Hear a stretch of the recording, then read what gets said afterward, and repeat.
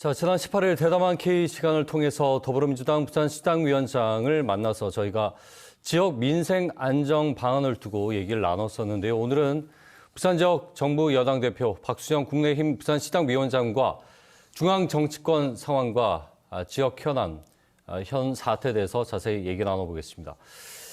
예, 어서 오십시오. 예, 안녕하십니까. 지금 중앙과 지역 오가시면서 너무 바쁘실 텐데 예. 이렇게 힘든 시간 내주셔서 대단히 고맙습니다. 감사합니다. 일단은 탄핵 소추안 얘기부터 해보죠. 국민의힘이 이 반대 당론을 고수를 했습니다. 지역에서도 집회라든지 또 국민의힘 당사를 찾아가서 시민들의 항의가 있었었는데 이 성남 민심 지금 어떻게 좀 보고 계셨습니까? 예, 우선은 예상하지 못했던 갑작스러운 비상계엄, 그리고 이제 그 이은 탄핵 소추 이런 걸로 해서 우리 부산 시민들이 많이 놀라고 당황하셨을 텐데 시민들께 송구스럽다는 말씀부터 먼저 드립니다. 그리고 이제 국정을 책임지는 여당 국회의원 한 사람으로서 정말 막중한 책임감을 느끼고 있다는 말씀부터 드리고 시작을 하도록 하겠습니다. 그 비상계엄에 대한 당론 말씀하셨는데 저도 윤석열 대통령 비상계엄 조치는 잘못된 거라고 생각을 합니다. 한 6개월만 더 참으셨더라면, 더 기다리셨더라면 훨씬 더 좋을 수 있었을 텐데, 왜 그렇게 하셨는데 하는 게 대한 이해는 가지만은 이게 과연 비상계엄이라고 하는 헌법상 최후의 수단, 이것까지 동원했어야 될 상황이었느냐 하는 데 대해서는 제가 좀 안타깝고 아쉽게 생각을 하고 있습니다. 왜 당론을 반대했느냐 물으셨는데요. 탄핵소추에 우리가 반대한 거는 너무 성급했기 때문입니다. 즉 박근혜 대통령 탄핵 때를 보면은 탄핵을 소추를 했는데 소추 안에 첨부물이 21건이 있었습니다. 근데 그게 다 그 언론 보도 내용이었죠. 사실에 대한 조사, 수사 이런 게 없이 보도 내용이 첨부가 되어서 진행이 됐는데 기억하시겠지만은 이후에 보니까 그 언론에 보도 났던 것들 근데 최태민 목사와 미래를 가졌다든지 청와대에서 굿판을 벌였다든지 이런 여러 가지들이 있었는데 전부 사실이 아닌 걸로 밝혀졌거든요. 그래서 언론 보도만 첨부해가지고 탄핵하는 건 너무 성급하다. 즉 12월 2일 날 이 비상계엄이 내려졌고 3일 날 해제가 되었지 않습니까? 그러고는 이제 주말에 바로 이 탄핵 소추가 되었지 않습니까? 그 과정이 너무 성급했죠. 그 탄핵 소추안을 보시면 이번에도 63개의 첨부물이 붙어 있는데 1번부터 63번까지 전부 다 언론 보도 내용입니다. 알겠습니다. 즉 수사나 조사가 하나도 없이 성급하게 가서는 다시 또 박근혜 대통령 때 같은 그 나중에 아니네 이런 수가 생길 수도 있다는 것이죠. 어떤 말씀인지 알겠습니다. 그런데 한 가지 차이점이 있다면 이번에는 내란 우두머리 혐의라는 내란죄라는 명확한 한 가지 키워드가 있었단 말이죠. 여기에 대해서 다수의 법학자들이라든지 또 전문가들이 명확하다라는 의견을 내고 있거든요. 다수라고 하기는 좀 어폐가 있는 것이 근데 헌법학계 세두라고 하는 허영 교수라든지 이인호 교수 같은 분들은 내란죄에 해당되지 않는다고 주장하는 분들도 계시거든요. 근데 그거는 법리 논쟁에서 붙으면 될 것이고 저는 팩트가 무슨 문제다. 엄정한 사실 판단부터 하고 그다음에 탄핵이 진행돼야 되는데 미국 경우에는 보통 1년 6개월이 걸립니다. 닉슨하고 클린턴이 탄핵 직전까지 갔었지 않습니까? 특검이 하는데 1년이 걸렸고 다시 하원에서 진짜인가 체크해보는데 한 6개월이 걸려서 1년 6개월이 걸렸는데 우리는 3일 만에 간다? 너무 급했다 이렇게 보고 있습니다. 그 소추하기 위한 자료들이 객관적으로 증빙이 된 자료여야 하는데 그런 준비가 부족했다라는 것, 그런 부분에서 성급하다는 말씀이시죠. 그렇습니다. 어쨌거나 그 찬성하는 그 당론에 반해서 이탈한 표가 나왔습니다.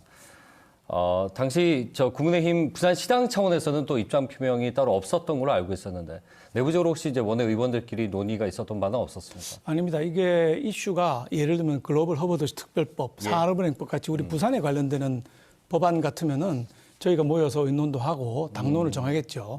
그런데 이거는 중앙 이슈지 않습니까? 그러니까 부산시당에서 제가 시당위원장이라고 어떤 당론을 정한다. 이거는 있을 수가 없는 일이고요. 따로 이제 시당끼리 그렇게는 안 하는 거죠. 중앙 당론이 이슈. 최우선되는 거고요. 당론이 우선되는 것이죠. 알겠습니다. 8년 전에 박근혜 전 대통령 탄핵에 이어서 이번에 윤석열 대통령의 탄핵 소추안 가결. 국민의힘이 그러니까 보수가 지난 과거의 경험에 빗대서 이번에 오히려 퇴행했다, 배운 점이 없는 것인가라고 국민들이 얘기를 하는 분들이 많습니다. 자, 이 사태의 원인 본질적으로는 어디에 있다고 좀 판단을 하시는지. 예, 윤석열 정부 출범 이후에 그 탄핵이 28건이 있었습니다. 예. 검사 이재명 사건을 수사한 검사 13명을 포함했고 감사원장, 장관, 뭐 중앙지검장 등등. 그다음에 특검법은 무려 36건이 상정이 됐습니다. 그리고 위헌적인 법률이라고 해서 거부권 행사한 게 무려 25번이나 됩니다. 네. 우리 생각을 한번 해보죠. 상상을 해보면 바로 이런 특검, 탄핵, 그다음에 위헌 법률 이런 게 없이 정상적으로 국정이 운영되었더라면 예. 대통령께서 탄핵을 할 이유가 없겠죠. 잘 돌아가는데 네. 자기가 저 대통령인데 그러나 바로 이런 것들이 자꾸 쌓이고 쌓이다 보니까 저 비상계엄까지 이르게 된 것으로 지금 보이고 있는데 예. 저도 뭐 그렇다 하더라도 비상계엄이라는 극단적인 조치는 쓰지 말았어야 된다고 아까 말씀을 드렸지만 아예 이런 것들이 없었더라면 이재명 대표가 본인의 방탄을 위해서 이런 무리한 국정 운영을 하지 않았더라면 비상계엄까지는 가지 않았을 것이고 그럼 다시 또 탄핵이라는 것까지 예. 탄핵 소추까지 연결되지는 않았지 않겠느냐 하는 생각을 가지고 있습니다. 비상계엄은 조금 전에 위원장님께서도 잘못된 것이다라고 생각한다고 말씀하셨는데 그러면 이 탄핵과 상관없이 내란죄 자체에 대한 혐의 인정에 대해서는 국민의힘은 어떻게 지금? 내란죄 혐의는 이제 그 법원으로 넘어갔지 않습니까? 네. 헌재로 넘어가 있는 상태이고, 그럼 헌재와 법원에서 두 가지를 해야 됩니다. 하나는 이 엄정한 사실 판단. 지금 뉴스에 나온 것들은 대부분 전문 증거라고 하는 거거든요. 카더라, 누가 뭐라 그러더라, 들었다, 뭐 이런 겁니다. 사실 법에서는 이제 형사소추에 들어가면 이런 거는 인정이 안 되는 거거든요. 인정이 안 되는 것인데도 불구하고 이제 이런 것들로 지금 얘기가 되고 있는 것이죠. 그러니까 두 가지. 하나는 엄정한 사실 판단, 하나는 또 굉장히 그 논리적인 그 법리 논쟁. 이 두 가지가 있어야 되는데 이게 이제 헌법재판소로 넘어갔으니 알겠습니다. 앞으로 이 법적인 문제는 그쪽에서 했으면 좋겠다. 그래서 우리는 제가 늘 투 트랙을 주장했는데요. 정치하고 경제는 분리해야 된다라고 주장했는데 마찬가지로 정치적인 이슈는 이제 헌재 갔기 때문에 이제 경제 부분에 우리 남아있는 정치인, 정부가 다 달라붙어서 이제 경제를 살리는데 몰두해야 되는 거 아니냐 이런 생각을 하고 있습니다. 제가 이 질문 드렸던 이유는요. 그 내란 수계를 지목하는 그 계엄 모의를 했던 특전사령관이나 전 국방부 장관의 증언들이 지금 조사에서 나왔기 때문에 이건 카드라는 아니지 않습니까? 조사에서 그분이 증언한 것이죠. 그분이 직접 근데 대통령에서 지시를 받았다고 하면 지시받은 증거가 분명히 있어야 될 것입니다. 법정에서 누구든지 주장할 수 있는 것이거든요. 자, 지금 그 말씀하신 대로 이제 판단은 사법부에 맡겨둬야 되는데 탄핵 심판을 놓고 이를테면 이제 헌재 재판관 임명이겠죠. 뭐 그런 부분 두고 여전히 주도권 갈등이 심한데 그렇다면 지금 바람직한 방향에 어떻게 가는 것이 좋을 것인가에 대한 질문이 나와요. 헌재에 맡겨놨기 때문에 헌재의 판단이 제일 중요할 거라고 생각이 들고요. 아까 말씀드린 대로 헌재는 헌법재판소 법에 의해서 형사사법 절차가 적용돼야 됩니다. 게다가 잡범을 잡아넣는 게 아니지 않습니까? 방금 말씀하신 내란죄 혐의가 있는 것이라고 하면 훨씬 더 엄정한 형사사법 절차가 진행이 돼야 되거든요. 근데 지금 그게 지금 진행이 되고 있느냐? 사실은 또 그렇지 않은 면이 있는 것이 이재명 사건의 경우에는 그 형사사건의 준비기일이라는 걸 주거든요. 이걸 몇 달씩이나 갔는데 이번에는 27일 날 바로 1차 준비기일 열겠다는 것이죠. 이런 것들이 다른 그 형사사건들하고의 형평이라든지 절차상 제대로 지켜주고 있는가. 또 더 중요한 것은 내란죄 말씀하셨지 않습니까? 내란죄 혐의를 받으면 내란죄에 대한 수사권을 누가 가지고 있느냐. 이걸 봐야 되는데 지난번에 그 문재인 정권에서 소위 검수완박이라는 걸 하면서 내란죄에 대한 수사권은 경찰에 있습니다. 지금 수사는 누가 하고 있냐. 검찰과 공수처가 하고 있는 거예요. 공수처와 검찰은 내란죄에 대한 수사권이 없는데 진행하고 있는 것이죠. 이런 것들도 미리 잘 따져가지고 하지 않으면 나중에 크게 문제가 될 수도 있다. 이렇게 보고 있습니다. 자, 지역 얘기를 좀 해보겠습니다. 글로벌 허브 도시 특별법 그리고 윤석열 대통령이 직접 힘줘서 얘기했던 산업은행 이전법이라든지 자 이런 당장의 현안 사업이 문제입니다. 어떻게 좀 풀어나가실 계획이십니까? 윤석열 대통령께서 우리 부산을 매우 좋아하셔가지고 글로벌 허브 특별법이라든지 산업은행법을 많이 지원해 주신 건 사실입니다. 그 지금 뭐 탄핵 소추를 당해서 어렵지 않겠느냐 이런 예상들을 많이 하고 있습니다. 근데 저는 오히려 꼭 그렇게 나쁘지 않을 수 있다. 뭐냐? 이재명 대표가 지금 반대해서 이 법들이 진행이 안 됐지 않습니까? 부산에 와서도 산업은행법에 대해서 한마디도 안 하고 가셨거든요. 그런데 이 본인의 대권이 점점 가까이 오니까 저 중도로 와서 표를 확보하려는 경향을 보이고 있습니다. 실제로 민주당이 뭐 아성처럼 콘크리트처럼 반대하던 법이 2개 있었는데 또 찬성을 했어요. 뭐냐? 금투세 폐지.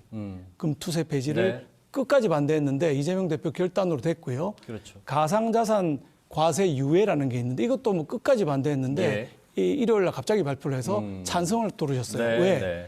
금융 투자하는 사람들이 1,400만, 가상 투자하는 사람이 800만이에요. 예. 표가 당장 눈에 보이니까 했단 말이에요. 그러면 우리 부산에 관련된 2개의 법도 예. 그냥 있을 게 아니라 부산의 야당이라든지 시민단체라든지 시민들이 전부 예. 이게 부산에 340만, 부울경에 800만의 표가 있다 하는 걸 어필을 하면 이게 순간적으로 바뀔 수도 있다 이렇게 네. 보기 때문에 오히려 기회의 창은 열려 있다. 알겠습니다. 저는 이렇게 분석하고 있습니다. 자, 이재성 민주당 시당위원장이 박형준 시장을 만나서 현안에 대한 부분을 열린 자세로 논의하겠다는 입장을 냈는데 야당과의 협치, 물론 부산에서 원내 의석이 국민의힘이 다수긴 하지만요. 네. 어떻게 좀 같이 풀어나가실 계획이나 이런 부분은 어떻게 좀 뭐 민주당과 협치 문제는 뭐 항상 바람직한 것이고 그동안 우리 부산에서는 참 잘 되어 왔다고 생각합니다. 전재수 위원장하고 저도 관계도 좋았고요. 그런데 만약에 그러시다면은 그 힘을 지금 어디 쏟고 계시냐면 우리 17명 의원 사무실 앞에 가서 데모하고 SNS에 하고 현수막 붙이면서 욕하고 사퇴하라고 이런 데 쓰고 계시거든요. 진정으로 협치를 원하신다면 그런 데 힘을 쓰지 말고 한 번이라도 이재명 대표한테 들어가서 우리 법 통과해달라. 우리하고 같이 하자. 이런 태도가 필요한 것이지. 민주당 당론으로 밀 수 있게끔. 그렇죠. 그런 노력을 해주시는 게 진정한 협치지 말로만 협치하고 현수막 달고 그 사퇴하라고 욕하고 이것은 좀 아니지 않나 이런 생각을 하고 있습니다. 직접 혹시 만나실 계획은 없으십니까? 뭐 사실 지난주까지 아시다시피 국회가 토요일까지 계속 국회가 열렸지 그렇죠. 않습니까? 그래서 시간이 없었는데 이제는 뭐 조금 그게 그 탄핵 소추 이후에는 조금 여유가 생겼으니까 한번 또 만나봐. 저 개인적으로는 아주 가깝습니다. 알겠습니다. 그 지난 총선 때도 마찬가지고 부산 시민들 많은 지지를 보내줬습니다. 그러나 이번 탄핵 정국을 계기로 많은 분들이 실망하고 거리로 광장으로 나왔습니다. 이 성남 민심 어떻게 달래실지 한 말씀 마지막으로 부탁드리겠습니다. 저는 뭐 중앙 이슈하고 부산 이슈, 부산의 현안하고는 또 역시 투 트랙으로 가야 된다고 생각합니다. 중앙은 그렇더라도 부산 살아남아야 되거든요. 근데 지금 잘 되고 있습니다. 사실 가덕신공항 뭐 그다음에 분산에너지법이라든지 잘 되고 있고 우리 22대 그 의원님들이 굉장히 많은 예산을 따고 있습니다. 온천천 대심도 1,200억, 그다음에 뭐 또 뭐 있더라 공동의 시장 현대화사업 2,000억 등등 사업을 굉장히 많이 따오고 있어서 이게 착실하게 진행만 되면 우리 부산이 더 발전하는데 크게 도움이 될 수 있는 방향으로 가고 있기 때문에 중앙 이슈에 매몰되지 말고 부산은 부산 이슈로 부산이 살 수 있는 길을 만들어가는 투트랙으로 가야 된다. 실리적인 서민 생활에 도움이 되는 그렇습니다. 그런 민생 법안들 챙기고 있다라는 말씀입니다. 그렇습니다. 알겠습니다. 어려운 시간인데 오늘 함께해 주셔서 대단히 고맙습니다. 네. 감사합니다. 네, 박수영 국민의힘 부산시당 위원장과 함께 얘기 나눠봤습니다.